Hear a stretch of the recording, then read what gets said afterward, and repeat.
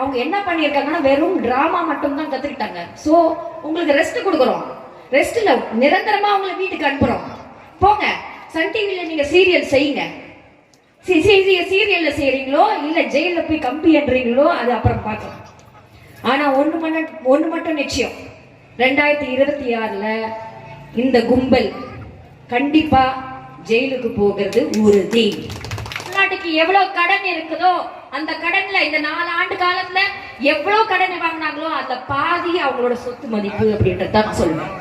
அந்த அளவுக்கு இன்னைக்கு குடும்பத்தோட சொத்து பெருகி அந்த கனவு, அவங்க எல்லாம் ராஜா தந்திரமா இருக்கணும் அப்படின்ற ஒரு கனவுல தான் இருக்காங்க. அதே மாதிரி இந்த திருட்டு திமுக நினைச்சு பாருங்க, அனைத்து இந்திய அண்ணா திராவிட முன்னேற்ற கழகம் மட்டும் தொடங்காம இருந்திருந்தால் இன்னைக்கு ஆங்கிலேயர்கிட்ட நம்ம எப்படி அடிமையா இருந்தோமோ இந்த திருட்டு திமுக கிட்ட, இந்த ஒரு குடும்பத்துக்கிட்ட நம்ம அடிமையாகவே இருந்திருப்போம்.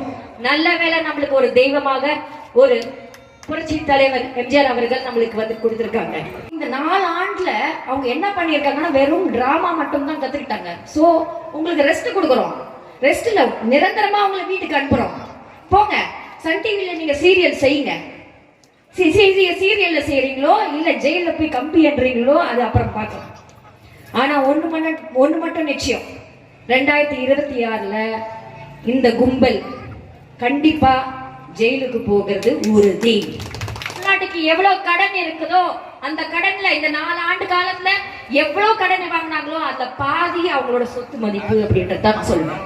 அந்த அளவுக்கு இன்னைக்கு குடும்பத்தோட சொத்து பெருகி அந்த கனவு, அவங்க எல்லாம் ராஜா தந்திரமா இருக்கணும் அப்படின்ற ஒரு கனவுல தான் இருக்காங்க.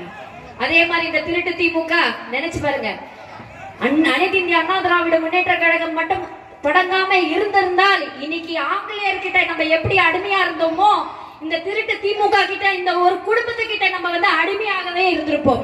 நல்ல வேளை நம்மளுக்கு ஒரு தெய்வமாக ஒரு புரட்சி தலைவர் எம்ஜிஆர் அவர்கள் நம்மளுக்கு கொடுத்திருக்காங்க. செய்திகளை உடனுக்குடன் தெரிந்து கொள்ள கீழ்கண்ட கேபிள் மற்றும் டிடிஹெச் நெட்வொர்க்குகளில் எம் நாடு செய்தி தொலைக்காட்சியை காணுங்கள். பாதகம் செய்பவரை கண்டால் நாம் பயம் கொள்ளலாகாது பாப்பா. மோதி முடித்து விடு பாப்பா, அவர் முகத்தில் உமிழ்ந்து விடு பாப்பா. அண்மை செய்திகளை உடனுக்குடன் தெரிந்து கொள்ள இணைந்திருங்கள் எம் நாடு தொலைக்காட்சியுடன்.